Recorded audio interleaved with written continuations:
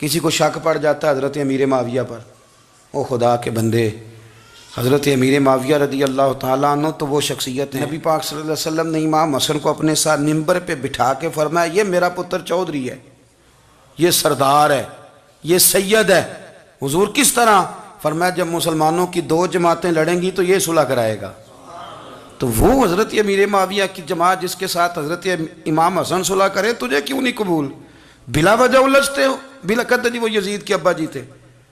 तो नूह अलैहिस्सलाम का बेटा भी तो काफिर था ना, तो काफिर का बाप होने का माना ये है कि आप इल्ज़ाम लगा देंगे? अजीब आप बात करते हैं। क़यामत में कोई किसी का बोझ, कुरान ने फैसला कर दिया है, कोई किसी का बोझ, यजीद अपने मामलात की जवाब देगा, उसके घर वाले उसकी बातों का जवाब। और जो ये कहते हैं ना कि उनके वालिद माअज़ल्लाह ठीक नहीं थे, वो ये भी लिखते हैं कि यजीद का पुत्र बड़ा ठीक था। यजीद के बेटा है जिसका नाम मुआविया बिन यजीद है। यजीद के बाद लोगों ने तख्त पे बिठाया, 40 दिन उसने हुकूमत की और लोगों से कहने लगा कि मैं इस कुर्सी के काबिल हूँ, ना मेरा बाप काबिल था।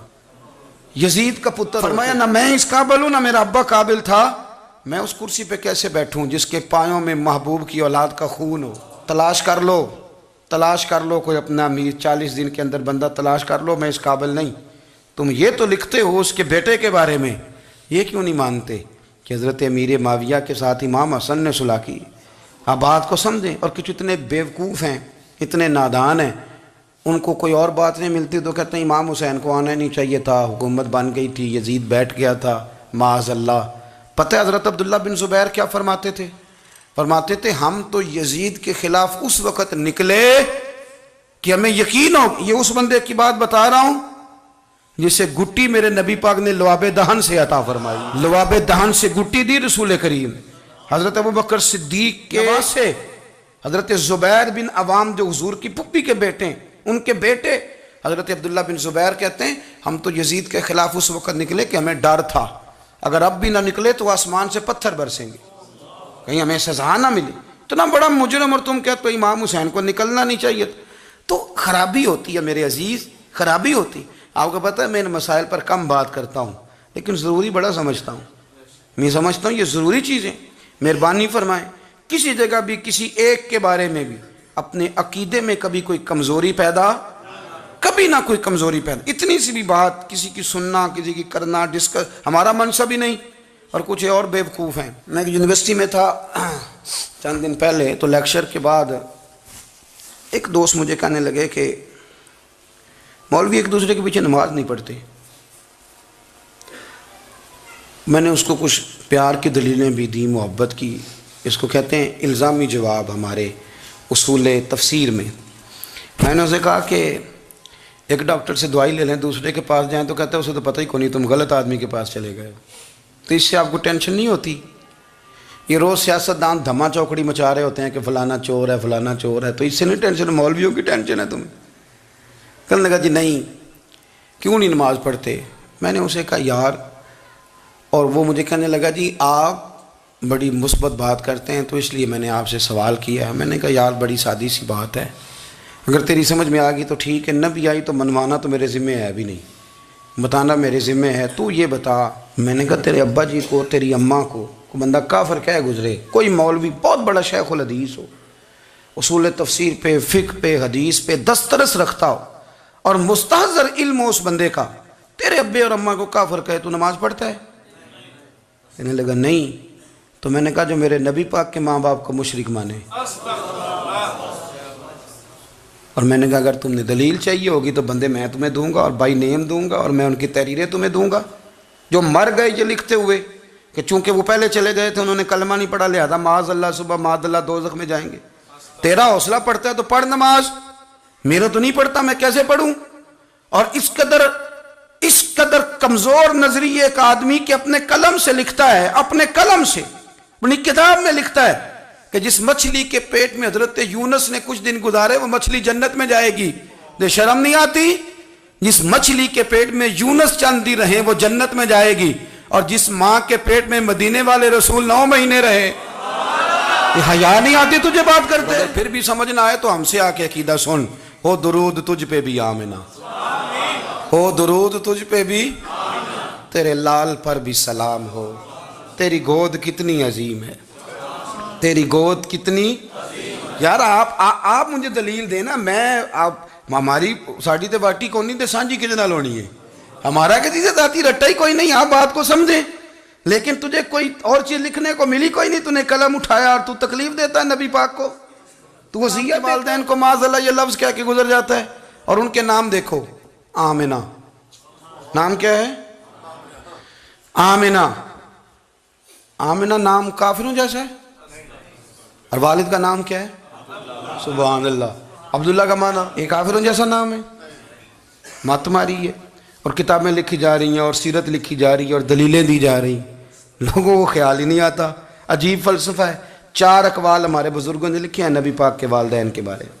सबसे पहले इमाम सयूती फरमाते हैं रसूल करीम अलैहिस्सलाम ने फरमाया कि पूरी दुनिया में जब कुफ्र रहता है तब भी 10 लोग अल्लाह की तौहीद पर हमेशा कायम रहते हैं। ये नहीं हो सकता कि सारी दुनिया कुफ्र से भर जाए। फरमाते हैं मेरे महबूब के वालिदैन भी उन 10 लोगों में शामिल हैं, हुजूर के वालिदैन भी उन। और दूसरा कौल आप फरमाते हैं नबी पाक के वालिदैन ज़माना फ़तरत पे थे। ज़माना फ़तरत वो ज़माना होता है जिसके अंदर नबी नहीं होता, तो लोग जिस दीन को बेहतर समझते हैं, अल्लाह की तौहीद के साथ उस पर अमल करते हैं, तो उन पर कोई मुआख़ज़ा। और तीसरी बात यह कि नबी पाक के वालिदैन हज़रत इब्राहीम की मिल्लत पर थे, हज़रत इब्राहीम के दीन पर थे। और हज़रत इब्राहीम का वो दीन है जिसको कुरान कहता है कि वो ही दीन इब्राहीमी दीन मोहम्मदी है सल्लल्लाहु अलैहि वसल्लम, वही दीन मोहम्मदी है। और चौथी बात इसको अल्लामा ज़हबी ने लिखा, अल्लामा खिफाजी ने लिखा, काज़ी एजाज ने लिखा, मुहद्दिसीन ने लिखा। हदीस की रावी सैयदा आयशा सिद्दीक़ा रदी अल्लाह ताला अन्हा कहती हैं रात को मैं उठी तो मैंने नबी पाक सल्लल्लाहु अलैहि वसल्लम को रोते हुए देखा। या रसूलल्लाह क्या हुआ? फरमाया मैंने रब करीम की बारगाह में अर्ज़ की थी, या अल्लाह मेरे माँ बाप को ज़िंदा कर दे ताकि वो मेरा कलमा पढ़ लें। हैं तो पहले भी दीन फितरत पर उन्हें कुंतुम खैरा उम्मतिन का एजाज भी नसीब हो जाए। तो हमारे यहाँ ज़्यादातर लोग बात इसलिए सीखते हैं कि मैं कोई कहीं से मसला सीखूँगा फिर जाके अपनी मस्जिद के इमाम को तंग करूँगा कि वहाँ तो मैं ये सुन के आया हूँ तो यहाँ ये काम क्यों नहीं होता। मैं कोई बात सीखूँगा तो फिर मैं उससे बहस का दरवाज़ा खोलूँगा। इल्म का मतलब ही अपने आप को संवारना है। मालूमात हासिल करने का मतलब ये कि आपके अमल में पुख्तगी आए, आपके किरदार में पुख्तगी आए, आपने जो सीखा है आप उसके मुताबिक अपने आप को ढालें। मुस्लिम शरीफ में मौजूद है नबी पाक सल्लल्लाहु अलैहि वसल्लम ने दुआ मांगी है, ए अल्लाह मैं उस इल्म से तेरी पनाह मांगता हूँ जो इल्म तो हो पर नफ़े वाला ना हो। जिस बंदे के इल्म ने उसे नफ़ा नहीं दिया, वो कुछ सीख नहीं सका उससे, तो उसका इल्म किसी को क्या नफ़ा देगा। जब खुद से उसने, और सूफिया किराम तो फरमाते हैं कि जो लोग बड़ी मालूमात हासिल कर लें, बड़ी बातें सीख लें, पंचायत में किसी को बोलने ना दें, घर में किसी को बोलने ना दें। बहुत सारे लोग तो उलमा को भी मशवरा देते हैं, बड़ी बातें करे, लेकिन अमल के लिहाज से बंदा ज़ीरो हो तो अहले दिल फरमाते हैं उसकी सोबत से बचो। उसे बड़ा पता है, बड़ी बातें आती हैं, बड़ी बातें आती हैं, बड़ी बातें करता है, लेकिन गुफ्तगू की हद तक तो बहुत बड़ा है, अमल के मामले में सिफर है। बहुत सारे लोग मस्जिद के हुजरे में मीटिंग हो रही होती है और वो लंबी लंबी दलीलें और मशवरे दे रहे होते हैं, नमाज का टाइम आ जाए तो उठ के चले जाते हैं, कहते हैं मैं अपने महल्ले दी मसीतें पढ़नी। कईयों को काम याद आ जाता है।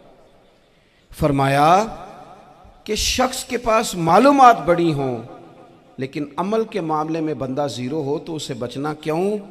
इसलिए कि अगर पढ़ा लिखा आदमी बेअमल हो ना तो वो अपनी बेअमली पर भी दलीलें पेश करता है। वो कहता है मैं ये काम नहीं करता तो ये मेरे पास दलील है। वो तो बेअमली को भी मुज़य्यन कर देगा माज़अल्लाह।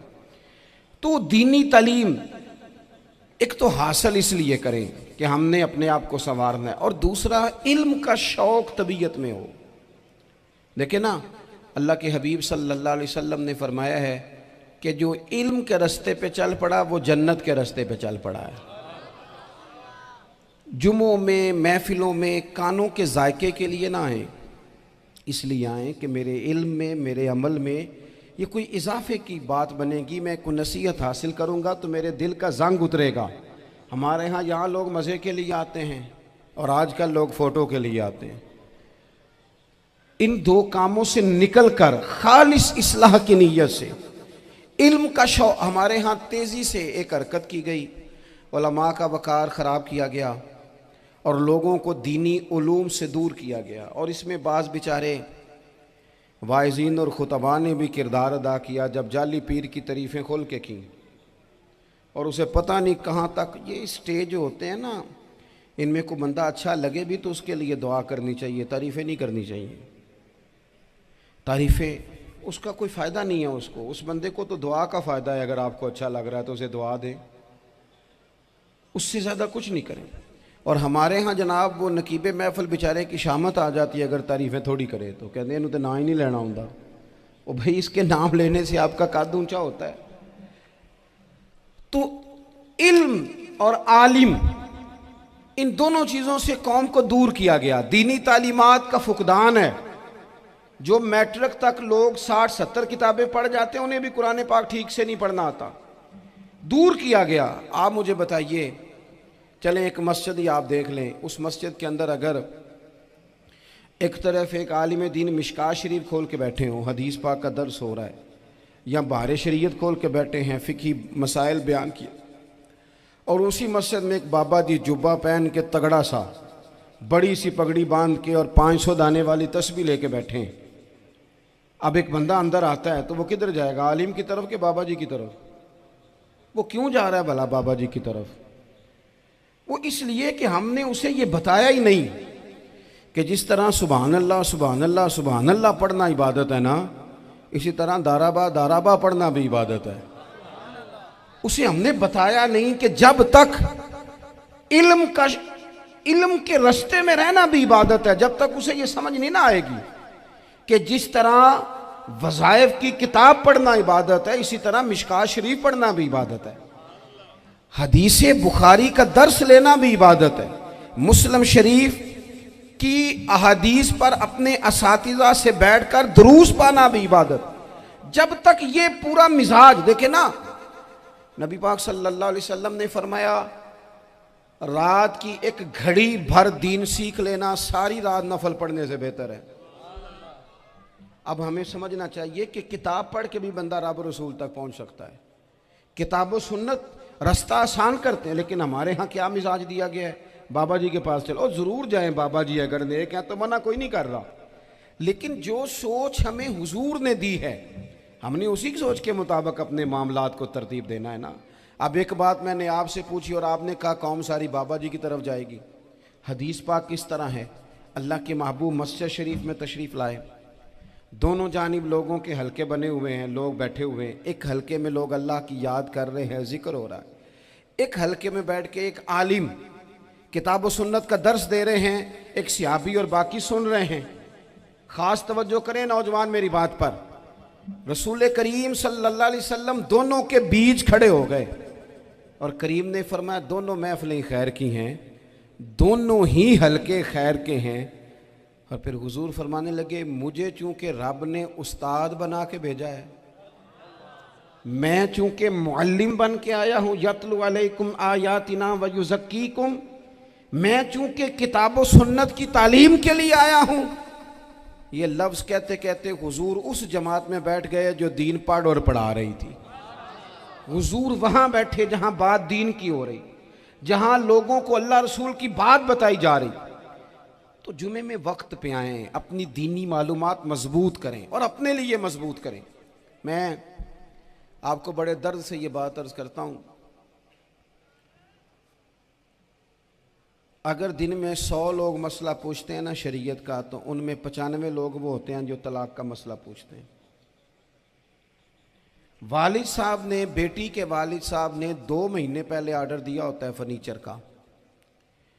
बेटे की शादी हो तो महीना पहले शेरवानी वाले को भी कहना पड़ता है, गाड़ियां बुक करानी पड़ती हैं, मैरिज हॉल बुक, ये सारे लवाजमात हम करते हैं। सारा कुछ किया, गाड़ी से घर बसना है, मैरिज हॉल से बसना है, फर्नीचर से बसना है, हमने सारा कुछ उनको बताया। लेकिन काश 2 घंटे बच्ची किसी मुअल्लिमा के पास जाती, बच्चा किसी उस्ताद के पास जाता, निकाह तलाक के मसले भी सीखते। मैं दावे से कहता हूं अगर हमें पता चल जाए कि 3 तलाकें इकट्ठी नहीं देनी चाहिए, क्योंकि दे दें तो हो जाती हैं, अगर हमें समझ आ जाए कि नहीं देनी चाहिए, ये मसला बयान हो, और ये वाले मसले हम महफिलों में भी नहीं बयान कर सकते, इसलिए कि लोग कहेंगे मसला तो वो बयान करेंगे जिस पे नारे लगेंगे, आप कौम को ये क्या बता रहे हैं, ये तो छोटा आलिम बताता है माज़अल्लाह इस तरह की बातें, तो बड़ी बड़ी कोई नुक्ते की बात बताएं।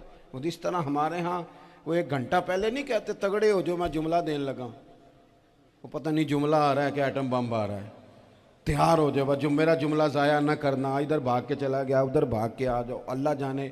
वो जिस तरह कभी लगता है ना पटारी से, अल्लाह जाने क्या निकलेगा, मैं जुमला देने लगा हूं। तो मैं कहता हूं तू आराम से बैठ के भी जुमला दे दे, तेरे जुमले से क्या निकलेगा।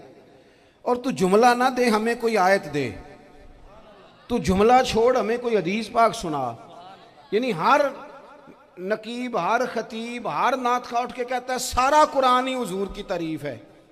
और भाई अगर सारा कुरान हुजूर की तारीफ है तो चंद आयतें पढ़ दे फिर तू भी, तूने पढ़ी तो एक भी नहीं और तू कहता जा रहा है सारा कुरान ही हुजूर की तारीफ है। ये वाली तारीफ भी तो सुनाना कौम को, जो ये बच्चे इनके उस्ताद इन्हें सिखा रहे हैं और ये सीख रहे हैं, इस तरफ भी तो सफर करें।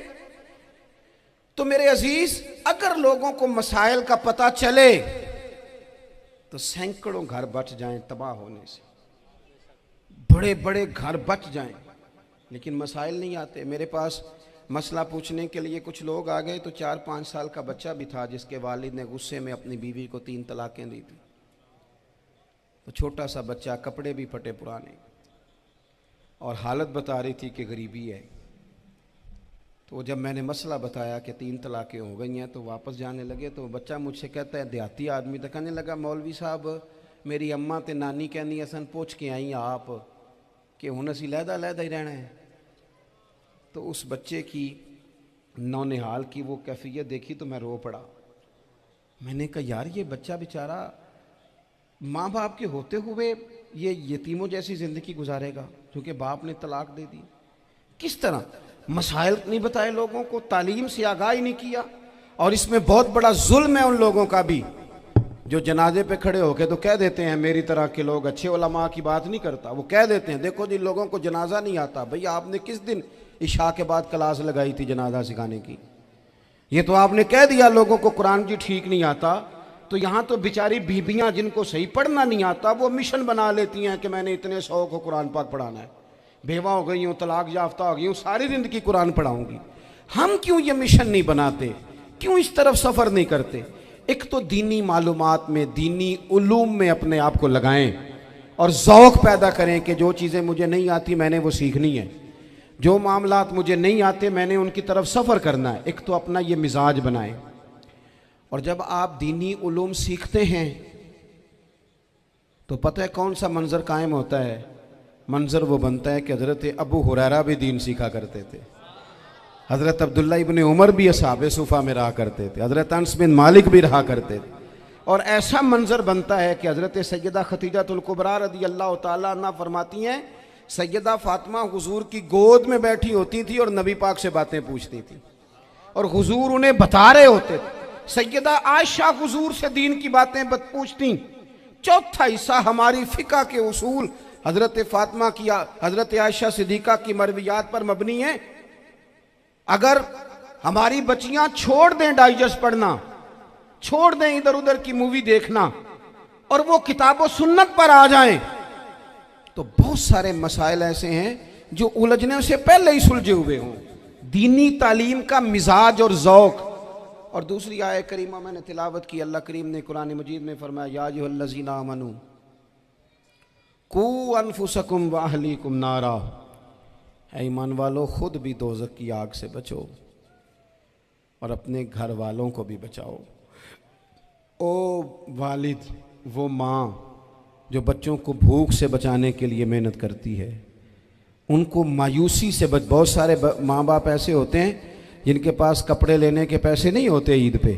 क्यों अजीज़ भाई, जिस तरह हम अपने बच्चों को देखें, बहुत सारे माँ बाप के पास गुंजाइश नहीं होती, लेकिन इस नीयत से कि बच्चों के दिल टूट जाएंगे, ईद पे कैसे गुजारा करेंगे, मुश्किल से भी कपड़े ख़रीद के देते। इस तरह हम अपने बच्चों को भूख से, प्यास से, मायूसी से बचाते हैं इस तरह हमारे रब ने हमारे ज़िम्मे लगाया है कि तुम अपने बच्चों को कोशिश करो दोज़ख की आग से बचाने की। हज़रत उमर फ़ारूक रदी अल्लाह ताला अन्हु ने अर्ज़ किया था, या रसूल अल्लाह सल्लल्लाहु ताला अलैहि वसल्लम, इस आया करीमा का माना क्या है? तो महबूब करीम अलैहिस्सलाम ने फरमाया, उमर, जिन चीज़ों का अल्लाह तुम्हें हुक्म देता है तुम अपने घर वालों को उन चीज़ों का हुक्म दो, जिन चीज़ों से रब रसूल तुम्हें मना करते हैं अपने घर वालों को उनसे रोको, अपने घर के अंदर निफाज दीन करने की कोशिश करो। मेरे भाई, बहुत ज़्यादा आजमाइश है हमारे घरों में, बेचैनियाँ हैं, इस्तराब है, बच्चों में सख्ती है, बहन भाई एक दूसरे के साथ लड़ते हैं, मिजाजों में तलखी आ गई। क्यों भला? इसलिए कि माँ बाप को जो बेहतरीन किरदार और जो हसीन तरीका घर में अपनाना चाहिए था, बच्चे तकरीर बाहर से सुनते हैं लेकिन वो फॉलो अपने माँ बाप को करते हैं। अगर माँ बाप में हौसला हो, सब्र हो, इत्मीनान हो, खुददारी हो, थोड़े पर गुजारा करने का मिजाज हो। देखे ना, आज डिप्रेशन है, टेंशन है, पैनिक्स अटैक्स हैं, बड़ी सारी चीज़ें आ गई हैं। क्यों भला? सब्र नहीं, तहम्मुल नहीं, बुर्दबारी नहीं। आजमाए। एक दिन एक बच्चा मेरे पास आ गया मदरसे का और आके वो रोने लगा। मेरे घर वाले कहने लगे खाना छोड़ दें, पहले इसकी बात सुन ले। मैंने कहा पुत्र क्या हुआ, किसी ने मारा है किसी उस्ताद ने? कहने लगे नहीं हजरत, घर फ़ोन किया था तो मेरी अम्मा और अब्बा की लड़ाई हो रही है। बच्चा कांप रहा है, टांगे कांप रही हैं। मैंने कहा क्या हो क्या गया तुम्हें पुत्र, लड़ाई हो रही है तो घरों में हो ही जाती है। कहने लगे नहीं, आपको पता नहीं, वो बड़ा सख्त लड़ते हैं। मेरे वालिद जब मेरी वालदा को मारने के लिए आगे बढ़ते हैं तो हम सारे चारपाइयों के नीचे छुप जाते हैं, हमें खौफ आता है, वो मंजर खतरनाक होता है। ये कौन तकलीफ दे रहा है अपने बच्चों को?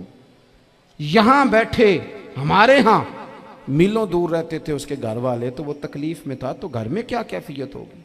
अगर हौसला हो, सब्र हो, कनात हो, अल्लाह के दिए हुए थोड़े रिस्क पर हमें राजी रहना आता हो, हमारे घरों में सुकून आए, इत्मीनान आए, हम जो ज़िंदगी बड़ी खुशी खुशी गुजार सकते हैं। हमारे मिजाजों का लालच, हमारी तबीयतों की बेराह रवी, हमारी झूठी अना का बुत, उन सारी चीज़ों को ख़त्म कर देता है। अपनी ज़िंदगी के अंदर अगर हम वो किरदार अपने बच्चों को दें, जिस किरदार में मोबाइल भी हो, जिसमें गाड़ी भी हो, जिसमें पैसे भी ला के अब्बा दराज में रखता हो, लेकिन वालिद का घर में मुसल्ला भी मौजूद हो, उसकी कोई तस्वीर भी हो, वो ये भी कहता हो कि खुदा ने अपने फजल से आज 5,000 दिया है तो इसमें 1,000 गरीबों का भी है, इसमें थोड़ा सा मैंने अल्लाह की रिजा के लिए भी रखा है। अगर कोई मुश्किल आ जाए तो वो बाप और माँ को सब्र करता हुआ देखते हो। अगर एक बाप कर बात करे तो दूसरा बर्दाश्त करता हो। खुदारा अपनी औलादों को इस अजियत का शिकार न करो। अपने घरों के अंदर वो खुददारी, वो प्यार, वो वक़ार, वो मोहब्बत, वो अंदाज।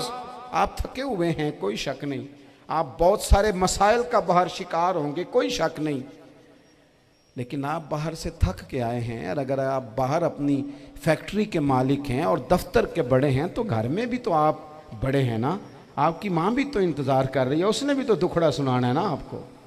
आप ये देखिए कि आपके बच्चे भी तो इंतज़ार कर रहे हैं, वो चाहते हैं कि अब्बा आके बैठे तो हम उनके सीने पे चढ़ के थोड़ा खेलें। आपकी अहलिया मुंतज़िर हैं। कुछ बातें बीवी किसी और से नहीं कह सकती, सिर्फ अपने शौहर से कहती है, लेकिन वो तो आते ही जलाल में आ गए साहब। वो कहने लगे तू बड़ी नालायक है, मैं थका मांदा आया हूं और तूने मुझे कहानी सुना दी है। वो उस खातून से शिद्दत के साथ पेश आने लगे। मेरे रसूल पाक की हयात नूर को देखो, हज़रत उम्मे ऐमन हुजूर की रज़ाई वालदा हैं, उनकी भी खिदमत हो रही है। हज़रत हलीमा सादी आ रही हैं तो खिदमत हो रही है। हज़रत अब्बास हुजूर के चचा हैं तो करीम फरमाते हैं मेरे चचा हैं बाप की जगह पे। हुजूर दोस्त अहबाब सहाबा गुलामों सब के साथ प्यार कर रहे हैं। 9 अज़वाज मुतहरात हैं घर के अंदर। और कैफियत ये है कि हुजूर सिर्फ उनकी ज़रूरतों का ही ख्याल नहीं करते, ख्वाहिशात का ही ख्याल नहीं करते, बल्कि मेरे करीम का तरीका ये है कि कोई बंदा आज बोल क्या रहा है, वो कहाँ खड़ा है, आज उसके जुमले किस तरह के हैं, उसका लहजा किस तरह का हो गया है और उसे ठीक कैसे करना है। महबूब इसका ख्याल फरमाते, तवज्जो करते। मैं कहता हूं कि हम सबको शौक आया है आराम करने का। मैं सुबह 11 बजे से पहले अपने घर से निकल आया था और ये वक्त आ गया है और रात को खुदा जाने किस वक्त घर पहुंचना है। कई दफ़ा कैफियत ये होती है कि गाड़ी से उतरते हैं तो फिर दिल करता है कि कोई उठा के चलाए ना कभी। इसके बावजूद बहुत सारे लोग नाराज़ रहते हैं कि हमसे मिल के नहीं गए, फ़ोटो नहीं खिंचवा के गए, फलानी जगह चाय नहीं पी के गए। ये तसलसल है। लेकिन मैं जितना मर्जी थका मांदा घर जाऊंगा ना, कभी ऐसा नहीं हुआ कि मैं घर जाऊं तो बड़ी टेंशन में जाऊं। मेरी घर वाली एक दिन मुझसे कहने लगी, आपने कभी नहीं कहा कि मैं थका हुआ आया। बंदा थक भी तो जाता ही है ना, कभी कहाँ करे ना। मैंने उसे कहा पता क्यों नहीं कहता? इसलिए नहीं कहता कि मैं नहीं चाहता कि मेरे बच्चे ये कहें